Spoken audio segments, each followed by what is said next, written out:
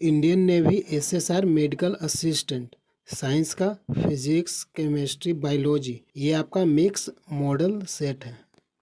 पहला प्रश्न है मास्टर ग्रंथि कहलाता है पिट्यूटरी यानी पीयूष ग्रंथि। अगला प्रश्न है शरीर की सबसे छोटी ग्रंथि का नाम क्या है? पिट्यूटरी ग्रंथि। अगला प्रश्न है दो प्रमुख वंशानुगत रोग है वर्णांधता और हीमोफीलिया। अगला प्रश्न है सर्वप्रथम मनुष्यों में वर्णांधता का वर्णन किसने किया था? हेरनर ने 1876 में। अगला प्रश्न है एक वर्णांध व्यक्ति में पहचान करने की क्षमता नहीं होती है हरा और लाल रंग का। अगला प्रश्न है थायरॉक्सिन हार्मोन स्रावित होता है थायराइड ग्रंथि से। अगला प्रश्न है जठर रस में पाया जाता है हाइड्रोक्लोरिक अम्ल। अगला प्रश्न है लाइकेन में परस्पर सहजीवी मौजूद होते हैं कवक और शैवाल। अगला प्रश्न है लार में पाया जाने वाला एंजाइम का नाम क्या है? टायलिन। अगला प्रश्न है प्रोटीन का पाचन होता है छोटी आंत में। अगला प्रश्न है मनुष्य में पाचन प्रारंभ होता है मुख से। अगला प्रश्न है पचे भोजन का अवशोषण होता है छोटी आंत में। अगला प्रश्न है लार में पाया जाने वाला एंजाइम टायलिन। अगला प्रश्न है टिबिया नामक हड्डी पाई जाती है टांग में। अगला प्रश्न है भोजन पचाने में सहायक होता है एंजाइम।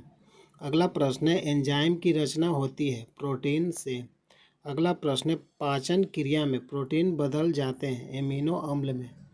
अगला प्रश्न है आहार नाल में स्टार्च के पाचन में अंतिम उत्पाद है मल्टोज। अगला प्रश्न है शरीर में अमीनो अम्ल की संख्या होती है 20।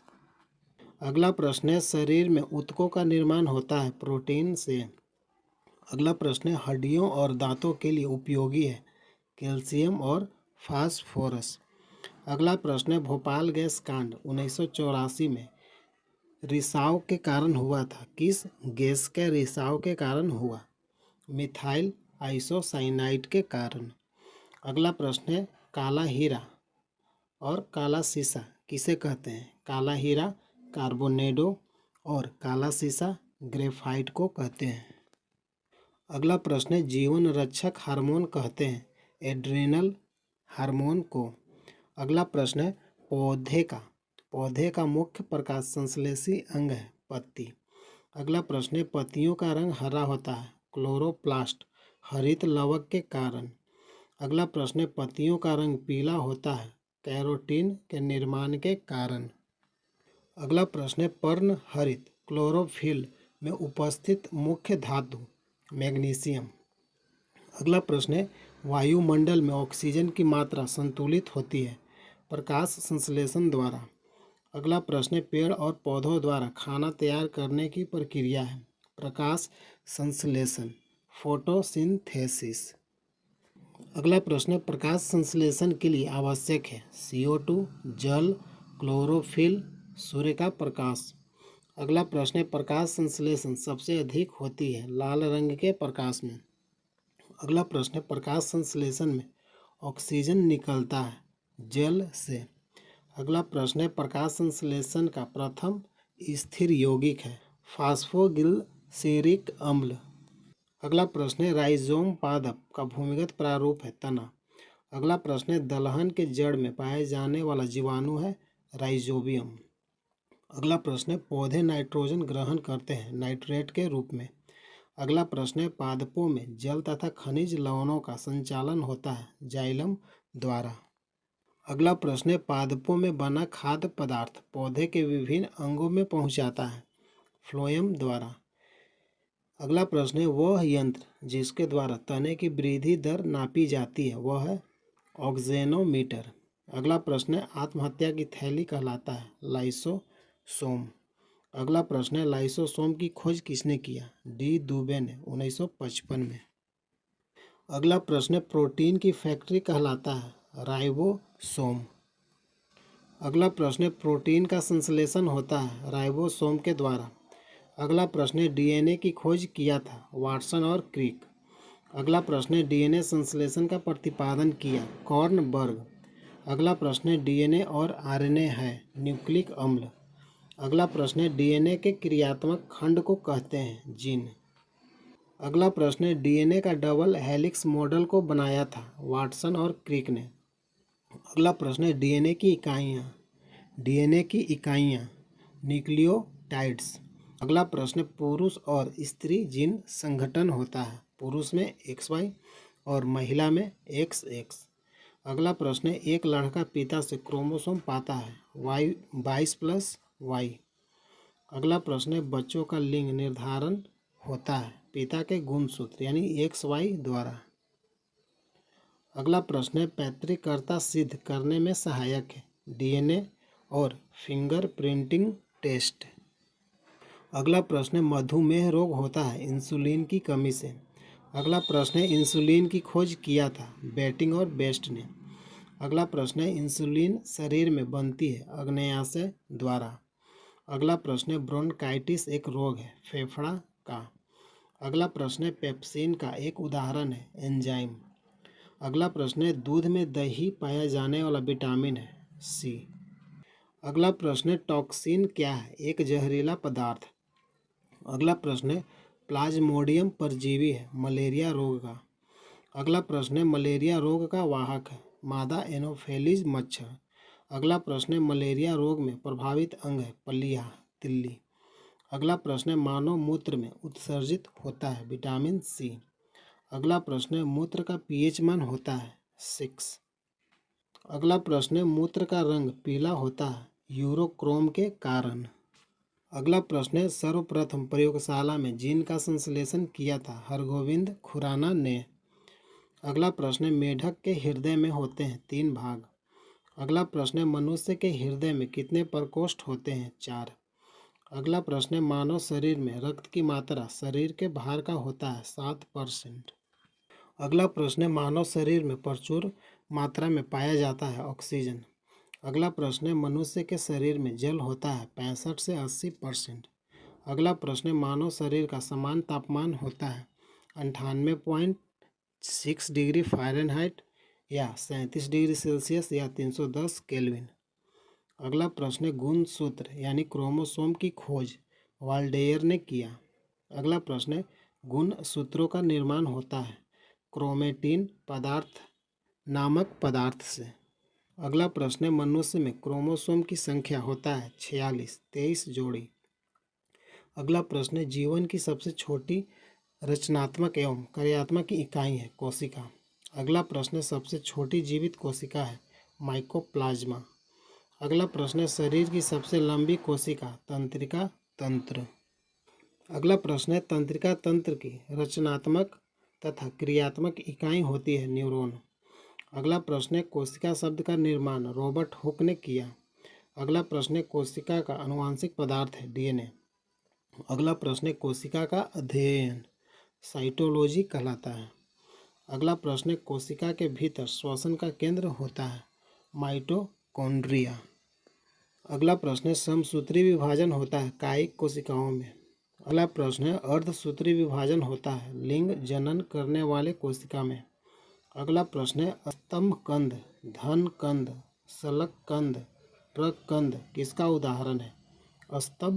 स्तंभकंद आलू, धनकंद बंडा केसर, शलककंद प्याज और प्रकंद अदरक और हल्दी। अगला प्रश्न है, मनुष्यों में मेरुदंड से कितनी जोड़ी तंत्रिका निकलती है 31 जोड़ी। अगला प्रश्न है, अमरूद अंगूर शरीफा टमाटर के खाने योग्य भाग हैं फल भित्ति। अगला प्रश्न है, आम पपीता बेर के खाने योग्य भाग है मध्य फल भित्ति। अगला प्रश्न है, फूलगोभी का खाने योग्य भाग है पुष्प क्रम। अगला प्रश्न है, हल्दी के पीला रंग का कारण है कुरकुमीन। अगला प्रश्न है, टमाटर के लाल रंग का कारण है लाइकोपीन। अगला प्रश्न है, अदरक तथा आलू के खाने योग्य भाग है तना। अगला प्रश्न है, दूध में पाई जाने वाली शर्करा का नाम क्या है लैक्टोज। अगला प्रश्न है, सबसे लंबी कृमि टेप वर्म। अगला प्रश्न है, कपड़ा सुखाने तथा दूध से मक्खन निकालने वाला मशीन कार्य करता है अपकेंद्रीय बल के सिद्धांत पर। अगला प्रश्न है, दूध से क्रीम निकालने पर दूध का घनत्व बढ़ता है। अगला प्रश्न है एक अश्व शक्ति बराबर होता है 746 वाट के।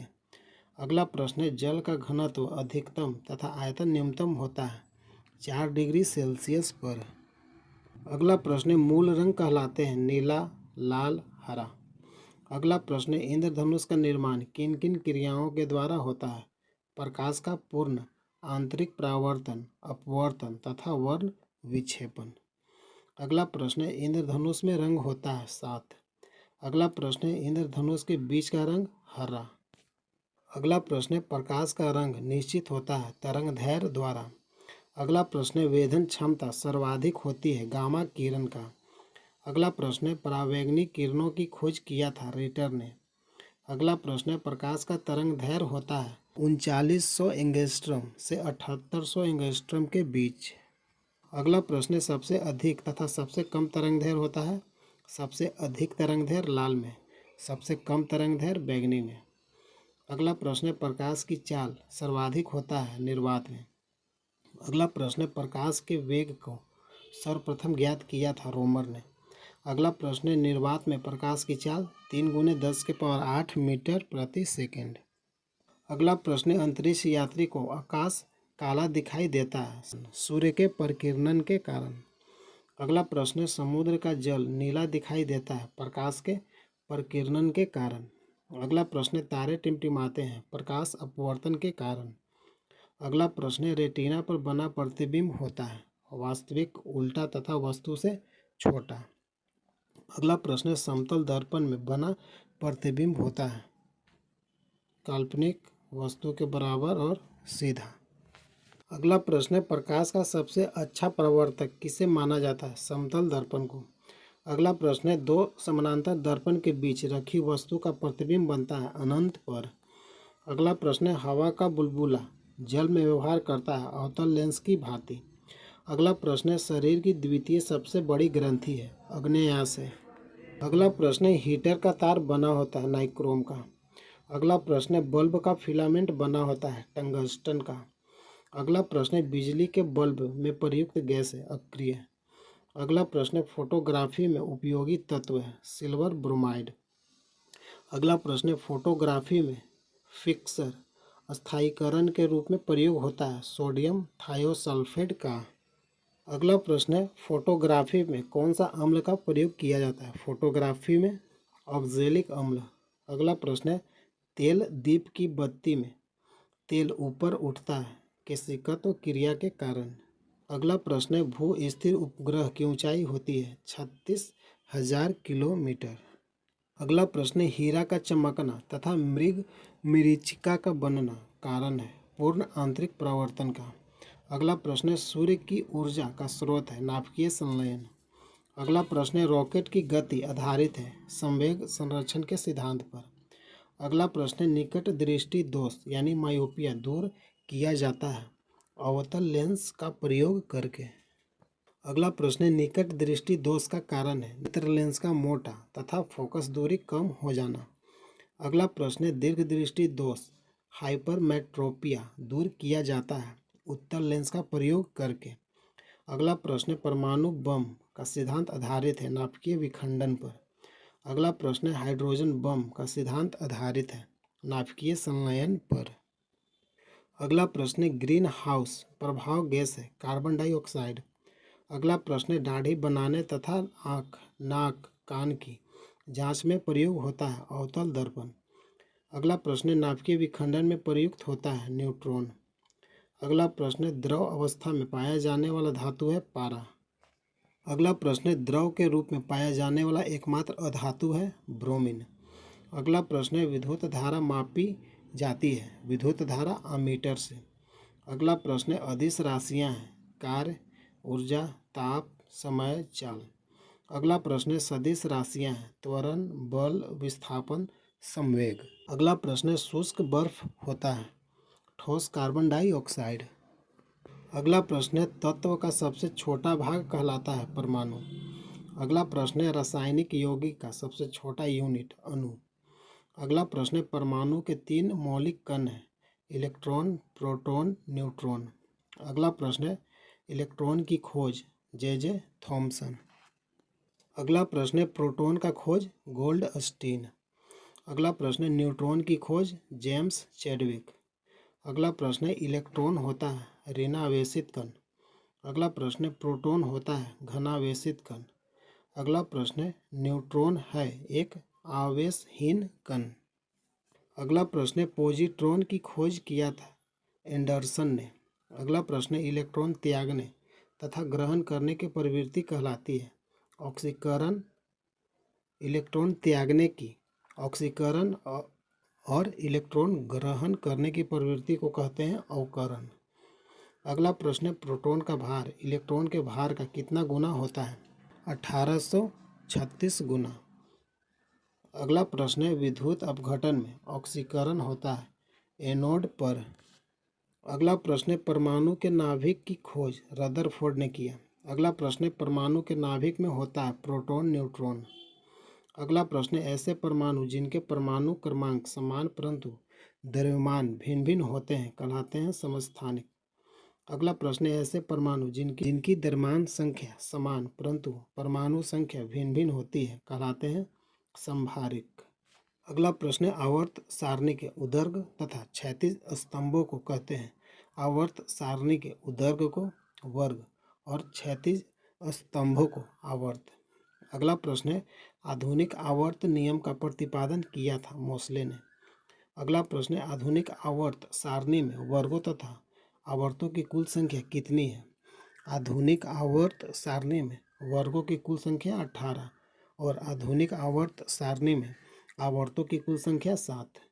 अगला प्रश्न है नॉन स्टिक बर्तन बने होते हैं टेफ्लॉन के।